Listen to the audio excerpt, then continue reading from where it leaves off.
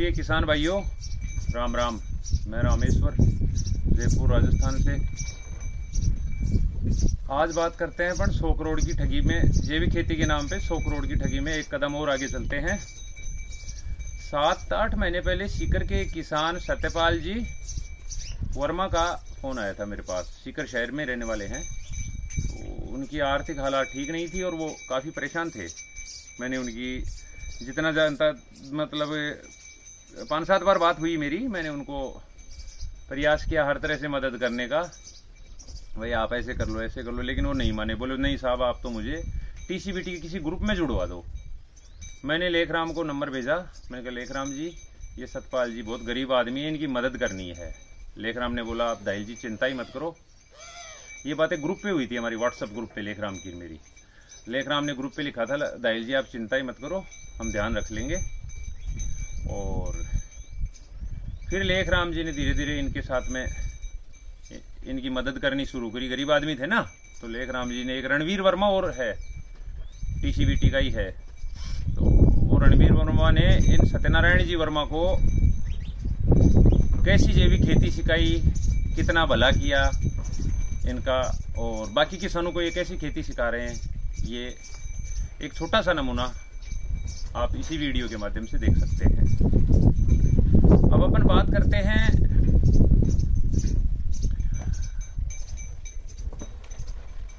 एक मिनट।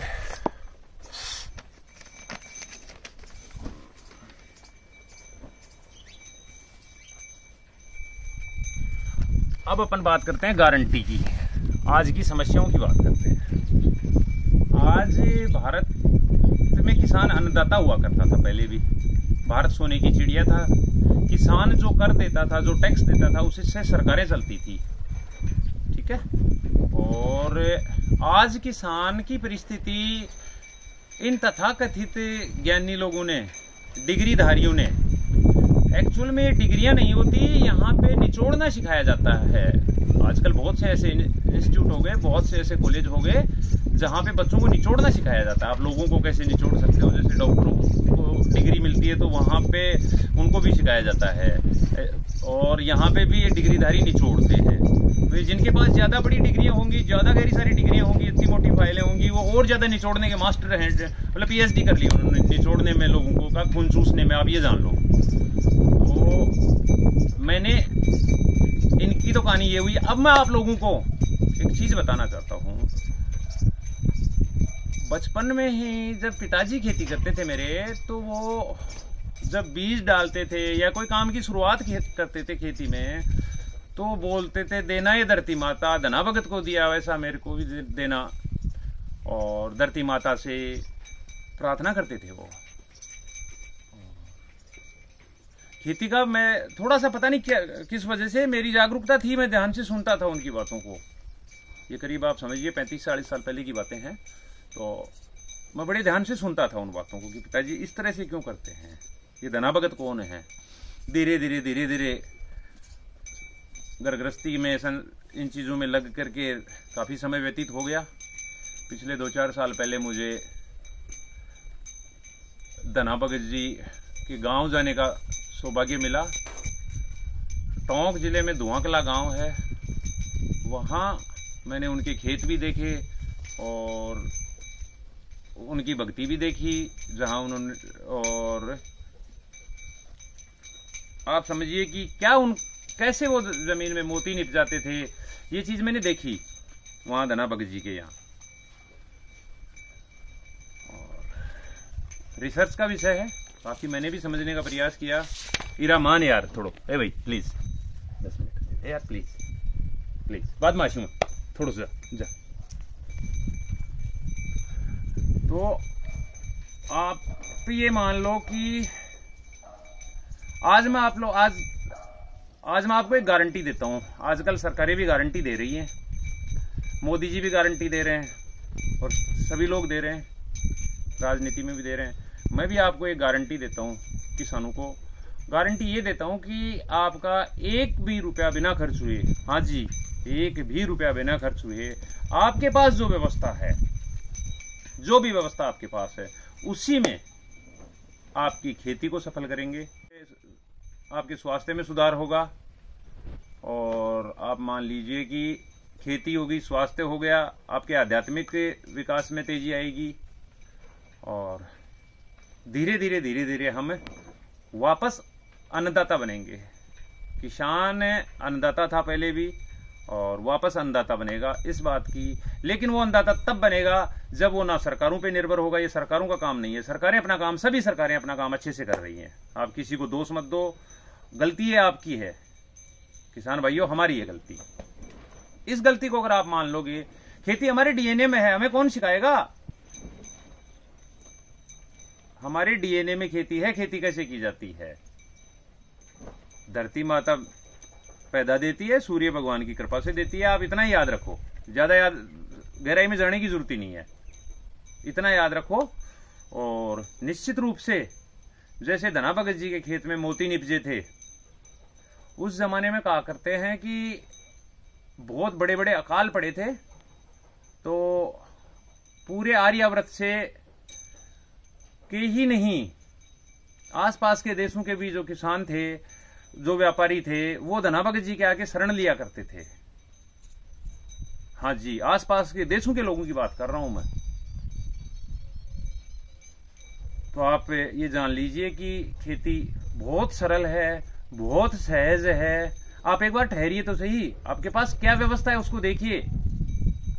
मेरे पास ये है, आगे मत भागिए कि मैं ये ले लूं, ये प्राप्त कर लूं। ये मेरा आप लोगों से अनुरोध है। अब बात करते हैं अपन 100 करोड़ की ठगी में, एक कदम और आगे चलते हैं। नमस्कार, धन्यवाद।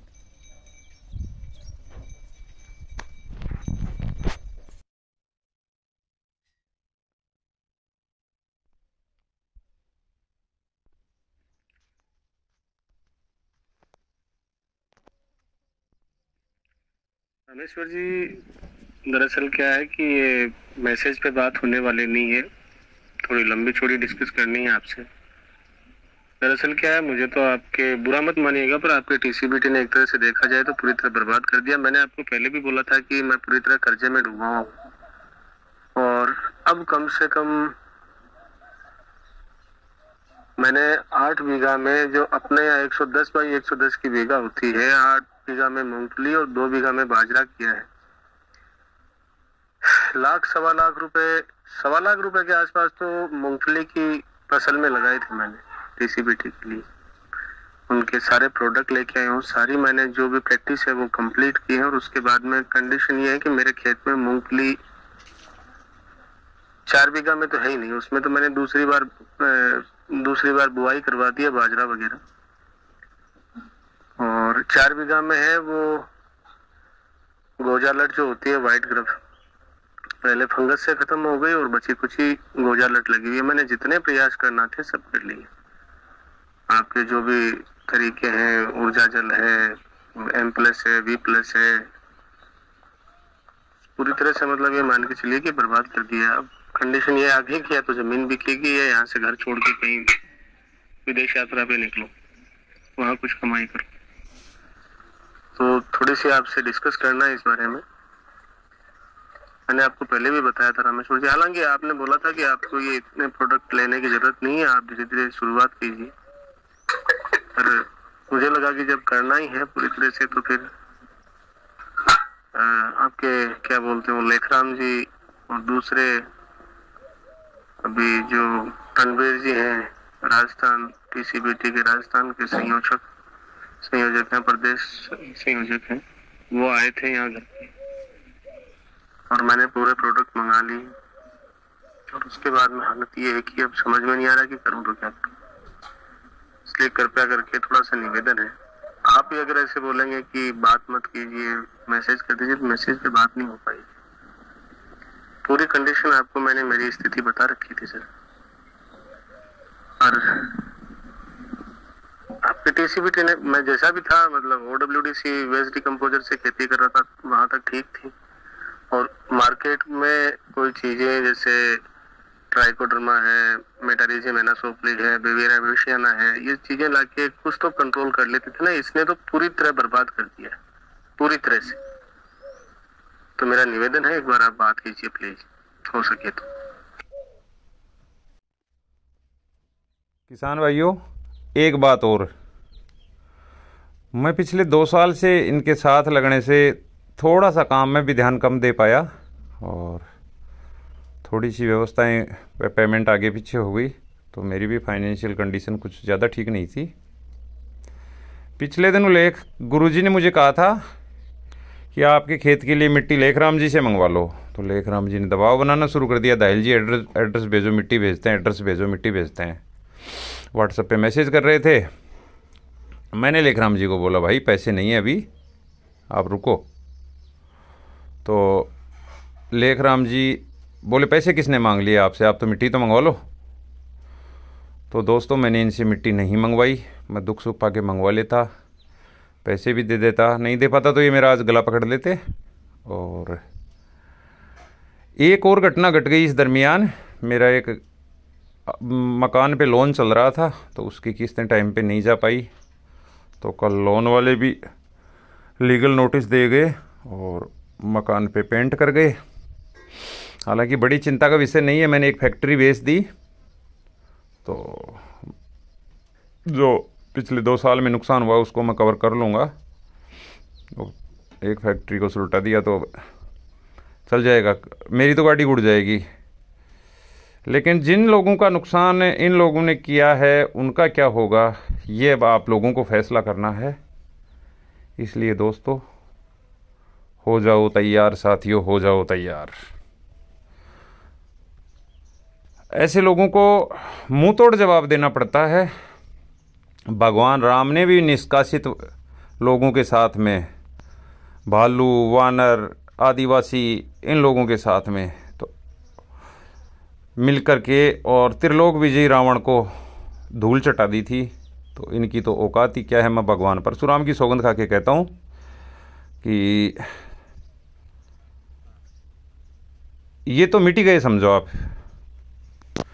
बिल्कुल इनकी तो कोई चिंता नहीं है। और अगर कोई मेरे सामने आ गया, जिस दिन मेरे कोई सामने आ गया, तो बीच में से 2 फाड़ मैं कर दूंगा उसकी। और अब अपने को आगे ऐसे और कोई लुटेरे नहीं मिले, उनसे सावधान रहना है, अपना काम करना है। तो उसके लिए मैं आपको एक छोटा सा वीडियो बताता हूँ, यह भी ज़रूर देखें। धन्यवाद।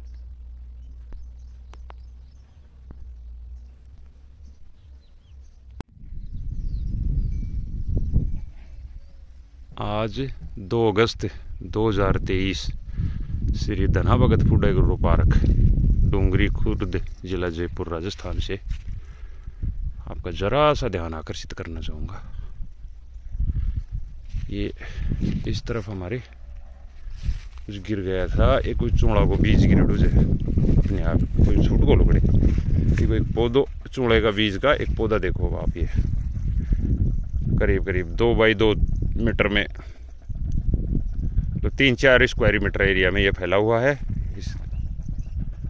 और गुरुजी जो TCBT कटिंग बताओ जो ना 3G 4G, वो वाली कटिंग इसकी मेरी माँ भी जानती है, मेरी और भी हमारे बुजुर्ग किसान सभी जानते हैं कि उस मोट को आगे से, चूड़े को आगे से अगर उसका नाड़ तोड़ देते हैं तो फली ज़्यादा आती है। इस तरह से हमने इसकी कटिंग करी और ये फैल गया। अब आप गुआर की फली देखिए, पास में से देखिए, ये और देखो, और देखो, और देखो, और देखो,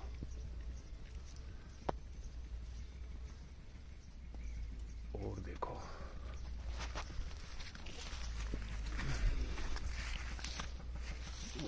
और देखो, और देखो, और देखो।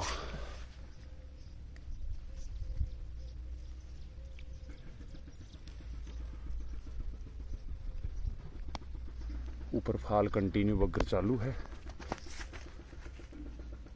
और देखो, हर पौधे के फली है।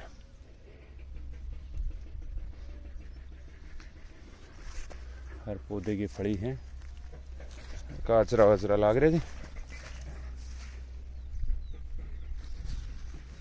तो भाइयों, इन लालची बेड़ियों के चक्कर में मत आओ।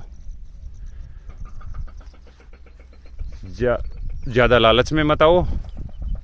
धरती माता बहुत देती है अन्न। धरती माता पैदा कर अन्न धरती माता से उपजता है और सूर्य भगवान के प्रकाश से उपजता है। तो आप इन दोनों का क्या आगे नतमस्तक रहो। निश्चित ही रूप से आपकी खेती को कोई रोकने वाला नहीं है। आपको सफलता मिलेगी, ये मैं आपको गारंटी देता हूँ। किसी से खेती सीखने की ज़रूरत नहीं है, कुछ नहीं करने की ज़रूरत है। अगर कोई बीज का दाना गिर गया ना तो वो यूं हो जाएगा और आपको माला माल कर देगा। ये आप देख सकते हो। ये गुआर के कोई बीज कोई पिछले साल के रहे हुए हैं या हमें पता नहीं। इस साल हमने नहीं डाले, डोली के नीचे नीचे काफ़ी लास्ट तक हैं। पिछली साल गुआर था यहाँ और इनके कोटपुतली के प्रोग्राम के चक्कर में गाय चर रही थी हमारी इसमें, तो उनकी फलियाँ जड़ गई थी। गाय गुआर में गाय चर रही थी तो फलियाँ जड़ गए और ये पिछली साल का गिरा हुआ उगा है। इसकी ये फली है और ये मोट का पौधा है। इस मोट के एक पौधे से भी मैं इनको रिकॉर्ड उत्पादन लेके दिखाऊंगा। अभी तो शुरुआत ही है, ये तो कुछ भी नहीं है, चिंता मत करो। धन्यवाद।